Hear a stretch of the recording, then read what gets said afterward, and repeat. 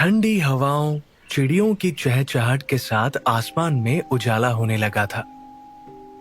जैसे ही सूरज की किरणें विद्युत के चेहरे पर पड़ी, उसकी आंख खुल गई। अगले ही पल उसने अपनी चादर हटाई और पलक झपकते ही बेड से उठ गया। आज उसने फिर एक बार बुरा सपना देखा था। जब से वो इस एकेडमी में आया है, उसे लगभग हर रोज बुरे सपने आते हैं, पर आज आंख खुलते ही उसके इस बुरे सपने का डर उसके आने वाले कंपटीशन की चिंता में बदल गया था। 160 साल पुरानी इस एकेडमी की दीवारें भी इसके कई महान स्टूडेंट्स की गाथाएं समेटे हुए हैं, जिन्होंने न सिर्फ मार्शल आर्ट्स को दुनिया में एक नया मुकाम दिलवाया, बल्कि पुरातन काल की खतरनाक शक्तियों से भी दुनिया की रक्षा की है। पर जैसे जैसे कलयुग आगे बढ़ा, काली शक्तियां और ताकतवर होने लगी और एकेडमी पर खतरनाक हमले होने लगे। एकेडमी ने सुरक्षा घेरे तो बना दिए, पर नए पेरेंट्स अब अपने बच्चों को इस एकेडमी में भेजने से कतराने लगे थे। तब एकेडमी ने फैसला लिया कि वो योद्धाओं को तैयार तो करेंगे, पर उन्हें इन शक्तियों के बारे में बताएंगे नहीं।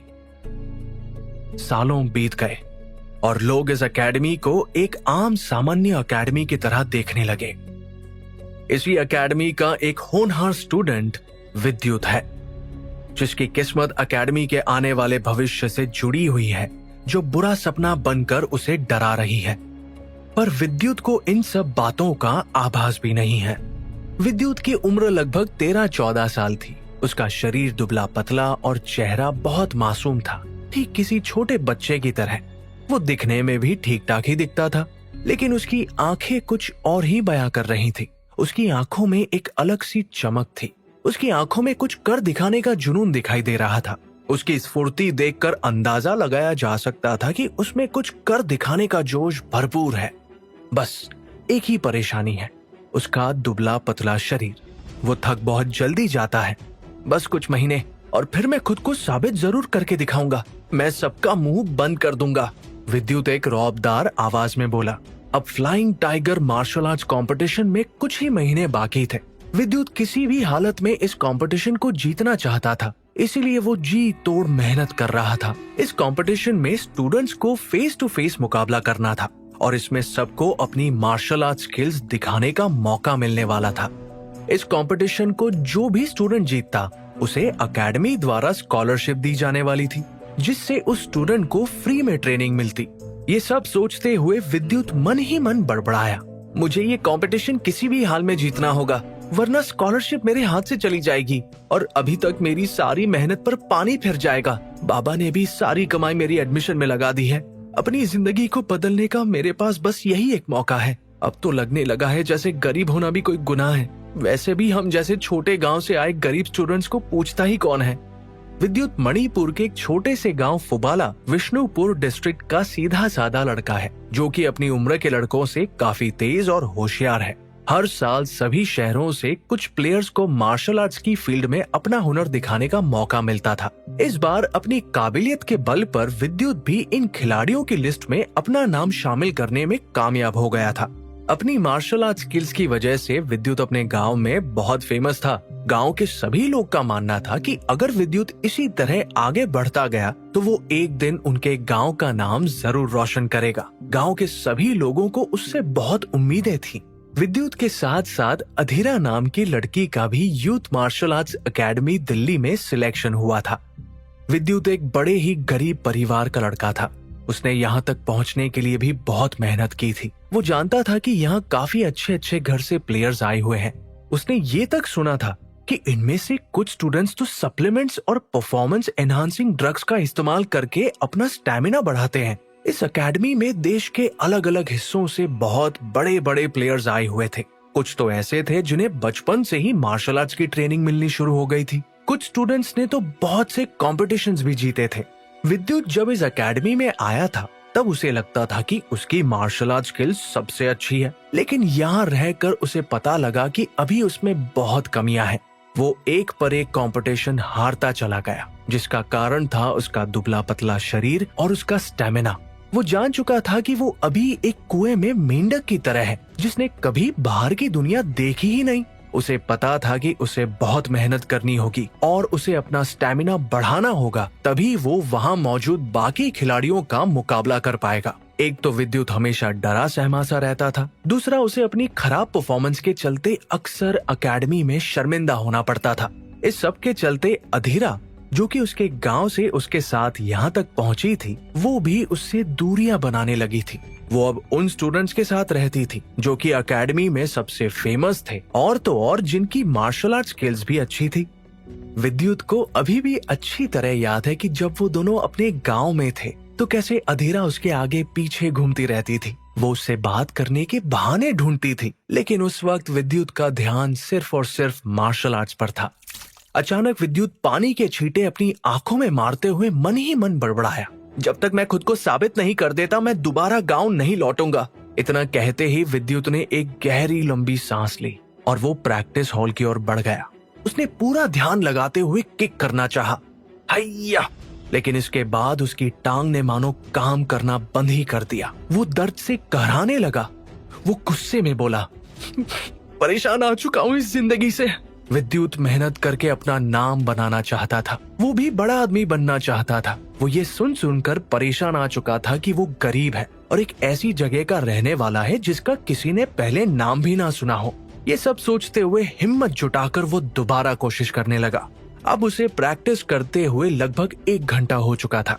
प्रैक्टिस करते हुए भी बार बार वो यही दोहरा रहा था, मैं ऐसे हार नहीं मान सकता, मैं खुद को साबित करके रहूंगा। मुझे बाकी स्टूडेंट्स का मुकाबला करने के लिए अभी बहुत मेहनत की जरूरत है, मुझे इसके लिए थोड़ा टाइम तो चाहिए ही होगा। ये सब कहते हुए विद्युत के माथे से पसीना बहने लगा था। उसके कपड़े तक पसीने से भीग चुके थे, उसकी सांस भी फूलने लगी थी। लगभग आधे घंटे बाद दिन चढ़ चुका था, चारों ओर उजाला था। अब धीरे धीरे बाकी के स्टूडेंट्स भी प्रैक्टिस हॉल में पहुंचने लगे थे। कुछ स्टूडेंट्स आपस में बात करने में बिजी थे, तो वहाँ कुछ ने तो आते ही प्रैक्टिस करना शुरू कर दिया था। अचानक कुछ स्टूडेंट्स उसे अजीब सी नजरों से घूरने लगे। वो सब उसे इस तरह देख रहे थे जैसे मानो वो उसे नीचा दिखाने की कोशिश कर रहे हो। विद्युत इन सब चीजों पर ध्यान देना नहीं चाहता था, इसीलिए वो फिर प्रैक्टिस में जुट गया। तभी किसी ने पीछे से आकर उसके कंधे पर हाथ रखा और उसके कानों में एक आवाज गूंजी, देखो तो खुद को जरा। तुम क्या मार्शल आर्ट सीखोगे? तुम्हें तो मैं एक हाथ से ही उठा सकता हूँ। अर्जुन के हाथ की पकड़ इतनी मजबूत थी कि उसने विद्युत को हिला कर रख दिया था। एक बार के लिए तो विद्युत का बैलेंस बिगड़ चुका था, वो बाल बाल गिरने से बचा था। जैसे ही विद्युत ने पीछे मुड़कर देखा तो उसकी नजर एक लंबे चौड़े लड़के पर पड़ी। अर्जुन के चेहरे पर एक शरारती सी मुस्कुराहट थी, क्योंकि वो जानता था कि अभी अभी सिर्फ उसके कंधे पर हाथ रखने से ही विद्युत गिरने से बचा था। अर्जुन के बगल में अधीरा भी खड़ी थी। अर्जुन तुम ये क्या कर रहे हो? विद्युत एक लड़खड़ाती हुई आवाज में बोला। विद्युत के चेहरे पर नाराजगी साफ देखी जा सकती थी। वो बहुत गुस्से में था। वो अर्जुन को मुंह तोड़ जवाब देना चाहता था, लेकिन वो अर्जुन के सामने बहुत कमजोर था। वो चाह कर भी अर्जुन का मुकाबला नहीं कर सकता था। जब पहले दिन विद्युत इस एकेडमी में आया था, तब भी अर्जुन और उसके बीच थोड़ी नोकझोंक हो गई थी। वो अर्जुन को उसी दिन से ही पसंद नहीं करता था, क्योंकि उस दिन भी अर्जुन छोटे शहरों से आए हुए स्टूडेंट्स का मजाक उड़ा रहा था। तब से अर्जुन विद्युत को नीचा दिखाने का कोई मौका नहीं छोड़ता था। ये सब चल ही रहा था कि तभी एक तेज आवाज अर्जुन के कानों में गूंजी, अर्जुन देखो तो इस लड़के को कितना दुबला पतला सा दिखता है। ये क्या तुम्हारा मुकाबला करेगा? तुम तो इसे 10 मूव्स में ही हरा सकते हो। 10 मूव्स? 10 मूव्स तो तुमने कुछ ज्यादा कह दिया। ये मेरे सामने अभी बच्चा है। वैसे मैं इसे 3 मूव्स में ही हरा सकता हूँ। इतना कहते ही अर्जुन जोर जोर से हंसने लगा। वहां मौजूद बाकी के स्टूडेंट्स अर्जुन को उकसा रहे थे। अर्जुन इतराते हुए एक बार फिर बोला, मैंने तो 3 मूव्स भी ज्यादा कह दिया। मैं इसे एक अटैक में ही सबक सिखा सकता हूँ। जैसे ही वहां मौजूद स्टूडेंट्स ने अर्जुन की बात सुनी, उनकी आंखें खुली की खुली रह गई। वो सब अर्जुन की बात सुनकर बहुत हैरान थे। इस वक्त सबकी नजर अर्जुन और विद्युत पर ही टिकी हुई थी। विद्युत के चेहरे के एक्सप्रेशंस बदल चुके थे। उसके चेहरे पर एक बार फिर नाराजगी झलकने लगी थी। अभी अभी जो बात अर्जुन ने कही वो बात विद्युत से कुछ हजम नहीं हो रही थी। आखिर ये अर्जुन खुद को समझता क्या है? इतना कहकर विद्युत ने अपनी हाथ की मुट्ठी बांध ली। वो ये अच्छी तरह जानता था कि अर्जुन उसे जानबूझकर उकसा रहा है। ये सोचकर उसने अपना गुस्सा शांत किया। वो उसके जाल में नहीं फंसना चाहता था। वो जानता था कि भले ही अर्जुन उसे एक मूव में गिरा दे, लेकिन फिर भी वो उसे आगे इसी तरह परेशान करता रहेगा। विद्युत को इस एकेडमी में आए हुए पूरे 6 महीने हो चुके थे। इन 6 महीनों में कई बार अर्जुन ने उस पर इसी तरह हाथ उठाया था, जिस वजह से अब विद्युत भी अर्जुन से पीछा छुड़ाने के तरीके सीख चुका था। देखो अर्जुन, आज मैं सुबह से प्रैक्टिस कर रहा हूँ। मैं बहुत थक चुका हूँ। क्यों ना हम ये मुकाबला कभी और रखें? अभी तो मुझ में तुम्हारा एक मूव भी सहने की ताकत नहीं है, विद्युत ने बिना किसी एक्सप्रेशंस के कहा, और इतना कहकर वो वहां से जाने लगा। तभी विद्युत की ओर देखकर अर्जुन इतराते हुए बोला, ठीक है, जैसा तुम कहो। अभी तो मैं तुम्हें जाने दे रहा हूँ, लेकिन भूलना मत, हम दोनों के बीच की लड़ाई अभी भी जारी है। अर्जुन की बात सुनकर एक बार फिर विद्युत थोड़ा डरा सहमा सा दिखने लगा था। उसका दिल जोरों से धड़क रहा था। वो मन ही मन बड़बड़ाया, मुझे जल्द से जल्द प्रैक्टिस करके अर्जुन जितना काबिल बनना होगा, नहीं तो ये अर्जुन मुझे छोड़ेगा नहीं। विद्युत अपनी नजर झुकाए अर्जुन के सामने खड़ा था। वो अधीरा से भी नजर तक नहीं मिला पा रहा था। कहीं ना कहीं अधीरा विद्युत को पसंद करती थी। उसे विद्युत के लिए थोड़ा बुरा भी लग रहा था। अगले ही पल अर्जुन अधीरा को अपने साथ लेकर वहां से चला गया। विद्युत ऐसे ही बेबस और लाचार खड़ा रह गया। आज उसे अर्जुन की वजह से अधीरा के सामने बहुत शर्मिंदा होना पड़ा था। वो कुछ देर बाद प्रैक्टिस हॉल से बाहर आ गया। अब विद्युत बिल्कुल टूट गया था। उसे यकीन हो गया था कि अब उसका इस एकेडमी में कुछ नहीं हो सकता और अब उसका और उसके माँ बाप का हर सपना टूट जाएगा। विद्युत ने तब फैसला किया कि अब वो और शर्मिंदगी नहीं झेलेगा और एकेडमी और अपने माँ बाप को छोड़कर कहीं दूर चला जाएगा। शर्मिंदगी और एक निश्चित हार से उसे भाग जाना ही सही लग रहा था। वो ये सब सोच ही रहा था कि तभी अचानक से तेज हवाएं चलने लगी। एकदम से आंधी और तूफान शुरू हो गया। हवा इतनी तेज थी कि उसे एक पेड़ के नीचे रुकना पड़ा। चारों ओर धूल मिट्टी उड़ने लगी थी।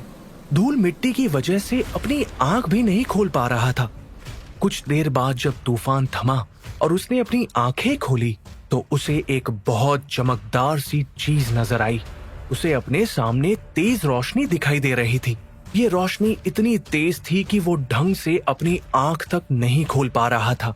जिस दिशा से ये रोशनी आ रही थी उसने उस दिशा में बढ़ना शुरू किया और अचानक विद्युत को लगा जैसे उसके शरीर में कुछ बदलाव आ रहे हैं। ये एहसास उसके लिए बहुत अजीब सा था।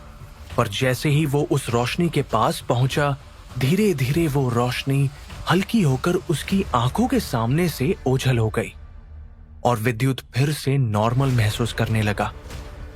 विद्युत को समझ नहीं आया कि आखिर हुआ तो हुआ क्या। उसने अपने आप को चोटी काटकर तसल्ली की कि कहीं वो कोई सपना तो नहीं देख रहा था। तो फिर वो रहस्यमयी चीज क्या थी जिसे देखने में लग रहा था कि वो सीधा हातिम ताई की कहानी से उसकी असल जिंदगी में आ गई हो। आखिर उस रोशनी को देखकर विद्युत के शरीर में क्या हो रहा था? विद्युत गहरी सोच में पड़ गया था। आखिर ये रोशनी कहां से आ रही थी? वो रोशनी एकदम से कहां गायब हो गई? कहीं विद्युत कोई सपना तो नहीं देख रहा था? ये उसके साथ क्या हो रहा था? उसे कुछ समझ नहीं आ रहा था। दिमाग पर बहुत जोर डालने के बाद भी विद्युत को कुछ समझ नहीं आया कि आखिर उसके साथ क्या हुआ। जो भी था वो बहुत भयानक था। विद्युत को एहसास हो रहा था कि उसकी जिंदगी में शायद कोई बड़ा बदलाव आने वाला है, पर विद्युत को आज की स्थिति से पार पाना ही मुश्किल लग रहा था। कुछ महीने पहले ही विद्युत के माता पिता दिल्ली आकर उसके साथ रहने लगे थे। विद्युत अक्सर एकेडमी से अपने माता पिता से मिलने उनके पास चला जाया करता था, लेकिन विद्युत को अपनी परफॉर्मेंस देखकर हमेशा बहुत शर्मिंदगी महसूस होती थी, क्योंकि वो जानता था कि जब उसके माता पिता को ये पता लगेगा तो वो दोनों बहुत दुखी होंगे। उसे उन गांव वालों के बारे में सोचकर भी बहुत बुरा लगता था, जिन्हें उनसे बहुत उम्मीदें हैं। माँ बाबा, मैं आ गया, विद्युत घर पहुंचते ही धीमी आवाज में बोला अचानक एक बहुत ही शांत और सीरियस दिखने वाला आदमी बाहर आया। ये कोई और नहीं, विद्युत के पिता भूषण जी थे। विद्युत बेटा, जल्दी आओ और खाना खा लो। देखो, खाना तैयार है। ये विद्युत की माँ ज्योति की आवाज थी। ज्योति को विद्युत की बहुत चिंता रहती थी। वो किचन से खाने की प्लेट लगाकर विद्युत के लिए बाहर ला रही थी। जब कभी भी विद्युत एकेडमी से अपने माता पिता से मिलने आता तो उसे उनसे बहुत प्यार मिलता। विद्युत उनकी एक लौती और आखिरी उम्मीद थी। उनका मानना था कि विद्युत एक दिन उनका नाम जरूर रोशन करेगा। तभी इतनी गरीबी और संघर्षों के बावजूद भी वो विद्युत के पीछे पीछे दिल्ली आ पहुंचे थे। इसके बाद वो तीनों एक साथ बैठकर खाना खाने लगे। विद्युत ने जैसे ही पहला निवाला अपने मुंह में डाला तो वो ज्योति से बोला, माँ, खाना तो बहुत स्वाद बना है, आपके हाथ के खाने का तो जवाब नहीं। विद्युत बड़े प्यार से खाना खाने में जुटा हुआ था। वो अपनी माँ के हाथ के खाने को बहुत मिस करता था। विद्युत बेटा, तुम्हारा आज का दिन कैसा रहा? ज्योति ने चिंता जताते हुए पूछा। उसे विद्युत थोड़ा परेशान सा दिखाई दे रहा था। विद्युत ने जवाब दिया, बस ठीक ही था। इसके बाद उसने देखा कि भूषण और ज्योति के चेहरे के एक्सप्रेशन कुछ अच्छे नहीं है। उन दोनों को देखकर ऐसा लग रहा था जैसे मानो वो उससे कुछ कहना चाहते हो। अचानक भूषण जी कुछ सोचते हुए विद्युत से धीमी आवाज में बोले, विद्युत, अभी कुछ दिन पहले तुम्हारी एकेडमी से एक नोटिस आया था। भूषण जी की बात सुनते ही विद्युत के पैरों तले मानो जमीन खिसक गई। उसके गले से खाना नीचे उतरने का नाम ही नहीं ले रहा था। उसे यही डर सता रहा था कि कहीं उसे एकेडमी से निकाल तो नहीं दिया गया। एकेडमी से लेटर? बाबा, मैं कुछ समझा नहीं, विद्युत ने अनजान बनते हुए कहा। लेकिन भूषण जी को चुप देखकर विद्युत ने उनसे एक बार फिर पूछा, बाबा, आप चुप क्यों हैं? क्या मुझे एकेडमी से निकाल दिया गया है? भूषण जी ने जवाब दिया, नहीं विद्युत बेटा, तुम्हें एकेडमी से नहीं निकाला गया है। और उस नोटिस में यह साफ साफ लिखा है कि अगर तुमने जल्द से जल्द येलो बेल्ट हासिल नहीं की तो तुम आने वाले कंपटीशन में हिस्सा नहीं ले पाओगे। तुम तो जानते ही हो कि तुम्हारा इस कंपटीशन में हिस्सा लेना कितना जरूरी है। तुम्हारे साथ साथ हमारे सपने भी जुड़े हैं। उस लेटर में यह भी लिखा था कि अगर अगले 3 सालों में तुम्हारी परफॉर्मेंस अच्छी नहीं रही और तुम ऑरेंज बेल्ट हासिल नहीं कर पाए तो तुम्हें एकेडमी से निकाल दिया जाएगा। फिर हम सबको वापस मणिपुर जाना होगा। भूषण जी की बात सुनते ही विद्युत के चेहरे की हवाइयां उड़ गईं। उसके चेहरे के एक्सप्रेशंस अचानक से बदल गए थे। उसके दिल ने मानो धड़कना बंद कर दिया था। वो जानता था कि आने वाला कंपटीशन उसके लिए कितना जरूरी है। वो अपने हाथ से ये सुनहरा मौका नहीं जाने देना चाहता था। विद्युत इस कंपटीशन को जीतने के बाद मिलने वाली स्कॉलरशिप की अहमियत अच्छी तरह जानता था। उसे मालूम था कि अगर उसे ये स्कॉलरशिप नहीं मिली तो उसे किसी भी हालत में वापस मणिपुर लौटना होगा, क्योंकि उनके पास इतने पैसे नहीं थे कि वो अपनी आगे की ट्रेनिंग का खर्चा उठा सके। ये सोचते हुए विद्युत को थोड़ा डर लगने लगा था। उसने अपने हाथ की मुट्ठी बांधते हुए गुस्से में चिल्लाकर कहा, नहीं, ऐसा नहीं हो सकता। मैं वापस मणिपुर नहीं जाऊंगा। मैं वापस नहीं जाना चाहता। भूषण और ज्योति भी मणिपुर वापस नहीं जाना चाहते थे। अगले ही पल भूषण जी ने विद्युत से कहा, देखो विद्युत, शांत हो जाओ। तुम्हें बहुत मेहनत करनी होगी। इस तरह परेशान होने से कुछ नहीं होगा। विद्युत भूषण जी की बात सुनकर थोड़ा शांत हो गया। फिर ज्योति ने विद्युत से कहा, विद्युत बेटा, ये रूल सिर्फ तुम्हारे जैसे गरीब और छोटे छोटे शहरों से आए हुए स्टूडेंट्स के लिए ही बनाया गया है। ये कहते हुए ज्योति बहुत नाखुश दिखाई दे रही थी। ज्योति की बात सुनकर विद्युत का गुस्सा एक बार फिर बढ़ गया। वो गुस्से से अपने दांत मिसमिसाते हुए बोला, माँ बाबा, आप दोनों फिक्र मत कीजिए। मैं बहुत मेहनत करूंगा और देखना, इस कंपटीशन के आने से पहले ही मैं ये येलो बेल्ट हासिल कर लूंगा। इस कंपटीशन में सिर्फ 2 ही महीने बाकी है और तो और तुम्हें येलो बेल्ट के लिए रजिस्टर करने के लिए भी 1 महीने पहले एप्लीकेशन देना होगा। बचा सिर्फ 1 महीना। 1 महीने में येलो बेल्ट हासिल करना आसान नहीं होगा। क्या तुम ये कर पाओगे? भूषण जी की बातें सुनकर विद्युत की आंखों के सामने अंधेरा सा छाने लगा था। उसे कुछ भी समझ नहीं आ रहा था। अगर उसके पास 2 महीने भी होते तो भी वो कड़ी मेहनत करके ये येलो बेल्ट हासिल करने की कोशिश जरूर करता। लेकिन 1 महीने में येलो बेल्ट हासिल करना, ये सोचकर उसका भी हौसला थोड़ा डगमगाने लगा था। कुछ देर शांत रहने के बाद ज्योति ने अपने आंसू पोंछते हुए एक धीमी आवाज में कहा, विद्युत बेटा, ज्यादा से ज्यादा क्या होगा? हमें वापस मणिपुर जाकर अपनी वही पहले जैसी जिंदगी जीनी पड़ेगी। ज्योति की बात से सहमति जताते हुए भूषण जी ने अपनी बात आगे बढ़ाई। हाँ, तुम्हारी माँ बिल्कुल ठीक कह रही है। अगर हम अपने गांव लौट भी गए तो अब भी तुम वहां सबसे ज्यादा होशियार ही माने जाओगे। ज्योति और भूषण जी ये सब बात विद्युत का मन रखने के लिए कह रहे थे, क्योंकि वो दोनों ही जानते थे कि विद्युत अभी काफी डरा हुआ है। उनके लिए उनके बच्चे से बढ़कर कुछ भी नहीं था। पर एक सच ये भी था कि वो दोनों भी मणिपुर वापस कभी नहीं जाना चाहते थे। नहीं, मैं दोबारा गांव नहीं जाऊंगा। मुझे किसी भी तरह ये कंपटीशन जीतना होगा। विद्युत ने गर्दन हिलाते हुए एक बेरुखी सी आवाज में बोला। विद्युत ने बहुत बड़े बड़े सपने देखे थे। वो इतनी आसानी से हार मानकर वापस नहीं लौट सकता था। लेकिन आज वो बहुत परेशान था। उसे देखकर ऐसा लग रहा था कि अभी उसकी आंखों से आंसू बहने लगेंगे। लेकिन उसने अपने आंसुओं को रोकते हुए बिना इधर उधर देखे वहां से चला जाना ही बेहतर समझा। वो तेजी से वहां से जाने लगा। तभी ज्योति और भूषण जी चिल्लाते हुए बोले, विद्युत, विद्युत बेटा, तुम कहां जा रहे हो? देखो, ना समझी मत करो। जैसे ही विद्युत थोड़ा आगे पहुंचा, वो मन ही मन बड़बड़ाया, हे भगवान, आखिर मेरी परेशानियां कब खत्म होगी? क्या कभी मेरे सपने पूरे हो भी पाएंगे या नहीं? विद्युत के इतना कहते ही आसमान में अचानक से बिजली कड़कने लगी। पलक झपकते ही बारिश भी शुरू हो गई। विद्युत अपनी आंखों में आंसू भरे आसमान की तरफ देख रहा था। वो इतनी बारिश में भी वहां रुकना नहीं चाहता था। उसने इस तरह बिजली कड़कते हुए पहले कभी नहीं देखी थी।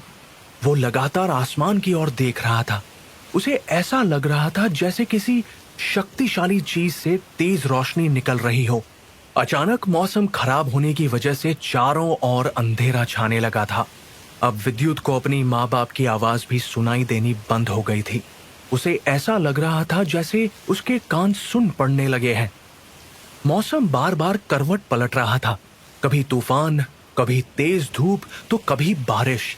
जहां थोड़ी देर पहले तूफान आने के बाद तेज धूप निकल आई थी, वही अब तेज बारिश पड़ने लगी थी। अचानक विद्युत ने अंधेरे को चीरते हुए एक रोशनी अपने करीब आते हुए महसूस की। विद्युत को समझ नहीं आ रहा था कि आखिर बार बार ये हो क्या रहा है। विद्युत की नजरें अभी भी चमकती हुई तेज रोशनी पर ही टिकी हुई थी। अचानक हरे और लाल रंग की रोशनी चारों ओर फैल गई। ये रोशनी इतनी तेज थी कि विद्युत अपनी आंख तक नहीं खोल पा रहा था। उसकी आंखें चौंधिया गई थी। विद्युत ने ये सब पहले कभी नहीं देखा था। ये सब देखकर वो डर गया था। वो धीरे धीरे अपनी आंख खोलने की कोशिश तो कर रहा था, लेकिन उस रोशनी की वजह से वो अपनी आंख तक नहीं खोल पा रहा था। अब उसका पूरा शरीर ठंडा पड़ चुका था। उसे ऐसा लग रहा था जैसे उसके शरीर में जान ही न बची हो। वो समझ नहीं पा रहा था कि वो आखिर करे तो क्या करे। उसे ये सब किसी जादू से कम नहीं लग रहा था। एक पल के लिए उसे लगा जैसे वो किसी करिश्माई दुनिया में पहुंच गया हो। उसके दिमाग ने भी काम करना बंद कर दिया था। देखते ही देखते वो तेज रोशनी विद्युत के शरीर में समा गई। विद्युत डरा सहमा सा चिल्लाया, ये सब क्या हो रहा है? मेरे साथ ये क्या हो रहा है?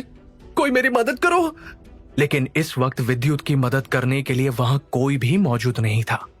देखते ही देखते विद्युत की आंखों के सामने अंधेरा छा गया और वो बेहोश हो गया। कुछ देर बाद जब खिड़की से सूरज की किरणें विद्युत के चेहरे पर पड़ी तो उसकी आंख खुल गई। वो इस वक्त अपने माँ बाप के पास था।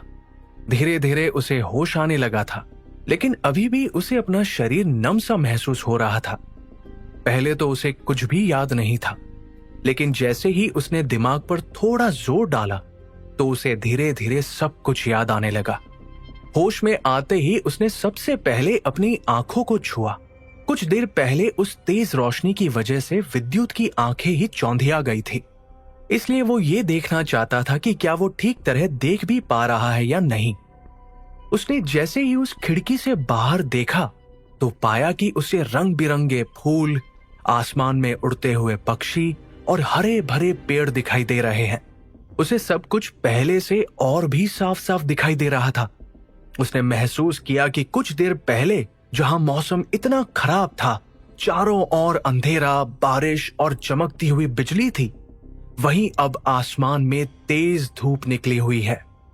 जब उसने एक बार फिर अपनी नजरें बाहर दौड़ाई तो उसे कुछ अजीब सा महसूस हुआ। उसे ऐसा लगा जैसे वो मानो पहले से ज्यादा अच्छे से सब कुछ देख पा रहा है।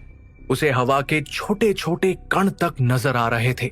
वो 100 मीटर दूरी पर लगे पेड़ पर रेंगती हुई चींटियों तक को देख पा रहा था।